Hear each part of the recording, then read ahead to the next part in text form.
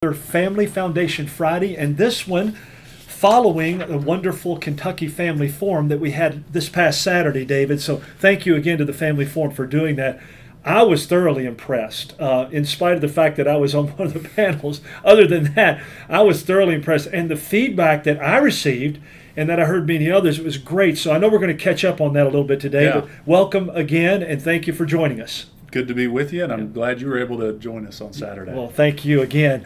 We do want to cover a little bit of the Family Forum, as I alluded to, but we also are going to be talking about the response from the Herald Leader, and we'll get into that a little bit more, and as well as the voter guide, the governor's voter guide, and where they can get other voter guides as well through you all and other partner organizations. So, David, give us your take on the forum, some of the feedback you got, and let's let our listeners hear more about that. Well, first off, I just want to say, we were just really thankful to the Lord for just a great event. For all that we had 20 plus speakers on, across our different panels. Walt Heyer, who gave the keynote at the lunch, a number of state legislators and elected officials that got to participate and that we got to honor at the event, and just tremendous feedback that we've received at the event and since the event, that just a lot of really good information that equipped folks on what was going on and some very important issues that you and I, Greg, talk about a lot on this program, and obviously are near and dear to our hearts. But more than that, my hope and prayer is that this will cause folks to get engaged in even deeper levels, that they would get equipped to make an impact, to be salt and light in their communities, to encourage their churches, to be disciplers on these issues as it relates to so many important issues. But, Greg, I have to say, and I'm not just saying this because you were here, I really thought the Salt and Light panel that you were on,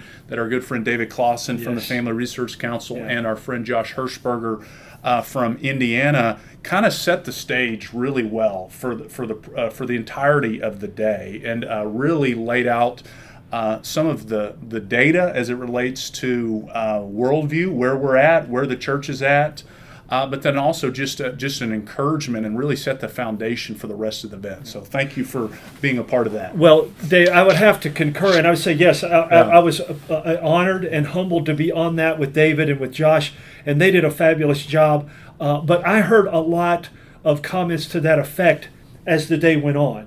And it just continued to build. And I joked about it when I got up there that all three people that watch our podcast were there that day, but there were several that came up after and said, oh, no, we watched that too. So thank you to our listeners for doing that. We want to continue this, but we want to make sure that it's not only informative, but educational, and more than anything aligns with the biblical worldview that we're going to talk a little bit more about today. But it was good. I had no fewer than 5 different people say, we would like to engage you to come and speak and share, and I've already got a couple of those lined up since then, just since last Saturday. That's so awesome. I'm thankful for that, for the ministry and all that. But talk to us a little bit about some of the feedback and some of the things that you heard that came out of the forum. Yeah, we had a really robust conversation about, from the panel dealing with the LGBT revolution as it relates to our kids and educational freedom, that we had a number of speakers on. I was thankful that Joseph Combe from Family Policy Alliance, our national ally, got to come share and kind of set the national stage about where we are. And it's great. You and I have talked about, there really has been, particularly this last 2 years, a lot of progress being made state by state to protect our kids from gender transitions, to protect female athletes in the Save Women's Sports movement, parental rights. But a good conversation too about what was still to be accomplished here in Kentucky, strengthening parental rights. Still, the deep concern about pornography, about inappropriate, whether it be drag show performances targeting children or other adult entertainment, or obscene materials in books. Greg, I was reminded we're in the middle of this week that I think the National Library Association and others like to tout as Book Ban Week, where they're trying to use scare tactics to say that because an increasing amount of parents are engaging and sharing concerns about books that are in public libraries or books that are in Yep. libraries at school, that somehow, protecting kids from inappropriate materials is tantamount to a book ban. Yeah. When we know that any of these books, you can go Shouldn't on be there in the first Amazon. You place. can go on Right. Amazon right now and order the book and probably have it to you the next day. Yeah. That's not a book ban. No. But anyways, that's another big topic that I still think is ripe to address. And then I was just really thankful to. I heard so much tremendous feedback from Walt Heyer. He got to kind of be the keynote during the lunch portion of the program. I've known Walt for a number of years. He came to the Kentucky Capitol during the session, as you and I talked about, but he really got to share his entire testimony. Fabulous. It was great. And to see how the Lord has used him as someone who has walked through gender dysphoria, dysphoria, living as a woman for a number of years before the Lord pointed him back to his and in true his family self. background, Right? that led him into that. Yes. It's so prevalent. Yes. Yeah. So I think that was a tremendous encouragement. The night before or the day before he spoke at our event, he was speaking at another event for one of our Family Policy Council allies in Montana. I just continued to be thankful for his ministry and his witness, especially at such a time as this. Absolutely, the Kairos moment, as we have seen, those testimonies are particularly powerful of those who have lived that lifestyle, gone through different areas of gender transition, and to see them on the other side say, "This is harmful. We cannot allow this to continue." It's not what our media and social media and government and education systems are making it out to be. Yeah. I thought another one, and you can speak to this as well. Yeah. One of the former employees here at the Family Foundation, Sarah, who is now running a pregnancy center in Madison County, or in Richmond. She had a wonderful panel, by the way. Wonderful panel with Adia Wishner and there was Sue Leibel with Susan B. Anthony. But she made a comment that closed that out about, we've got to remember that we've got to educate people on what these words are and what they mean. Yeah. Because we can't just let them be used the way anybody wants to, because that's deceptive. Right. That was powerful. We have to use the term abortion. We have to equip people in the church about what the Bible has to say. But I forget what organization, but Greg, we're seeing at the national level this shift where the pro-abortion side doesn't even want to use the term abortion. Yeah. They want to use reproductive rights. They want to get as far away as they can from the reality of what we're talking about, which is taking the life of an unborn child. So that was a really powerful moment and testimony. And then we were very thankful too during the lunch to be able to honor a number of our Kentucky Family Champion legislators for their strong stances and voting records this past session. 20 or so were there. 20 so were able to come in person. We were just grateful to be able to honor them in front of a full room. We're called as believers to give honor where honor's due, to encourage folks, and then of course we also seek to hold those accountable when they're not doing the right thing. Speaking of which, I know you may want to go on further, but the Herald Leader found a way to come and enjoy the forum, then they wrote an article about it. I would say, in looking at it, I'm going to give it a B-, which I think is probably a little generous, but I'm going to give them benefit of the doubt.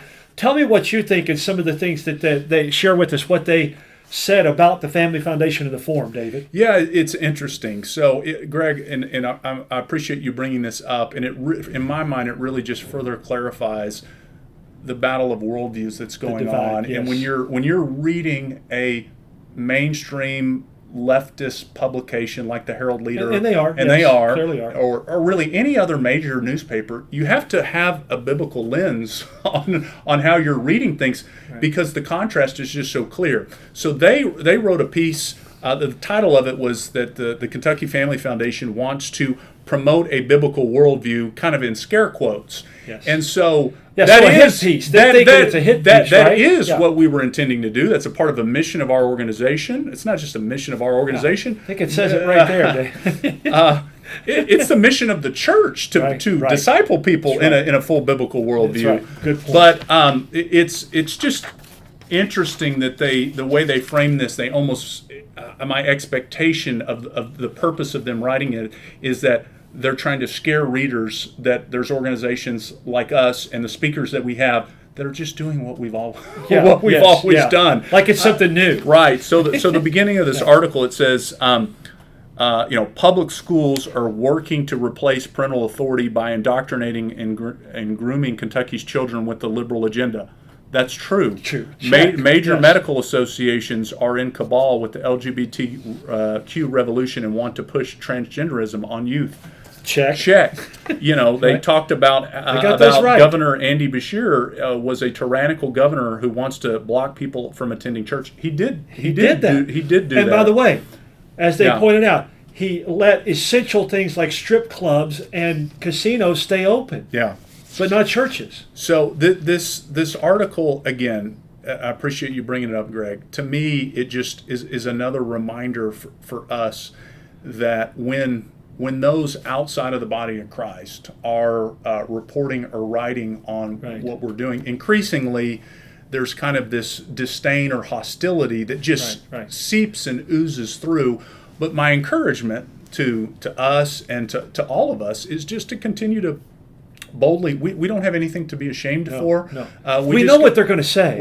Right. So we just continue to encourage and promote and stand strong for our mission here at the Family Foundation. And I hope that the readers of this article are able to see the importance of the work that we're doing, and the number of legislators that were there. We're thankful that they were there, and there's a number of them that are standing strong on these issues. And community leaders. Absolutely. Several community leaders, either on the panel or just in attendance, that were there and very encouraged by that. And I appreciate them. They can scare quote, do whatever they want, but they made the points that we were making, and those things are actually true. Yeah. You fact check them, and they would actually be true. So it was very good. And we may say some more about that moving forward. We're running short on time, but I do want you to remind people of the voter guide and how they can get that. Yes. Yeah, we are now less than a month away from Election Day on November 7th. So just folks can go to our website at kentuckyfamily.org/vote. to go to our election resources page and see our governor's race voter guide and our other voter guides for the other races. Tremendous response, folks requesting copies. It's available to download for free in print. It's church friendly. You can also reach out to us, and we've got printed copies. We'd be happy to send them to you. We just continue to want to equip particularly Christians in the body of Christ to get out and vote in a way that honors the Lord on November 7th. Yeah, and that's good, David. And I would say, when you look at that voter guide, I've said this before and I got to say it again, please go back and check it, because what they did was take both of the candidates' records. Right. This is what they've clearly stood for and done. Compare that with their ads. Yeah. Where they're standing with that. And then go on what they've done, not what they say. Right.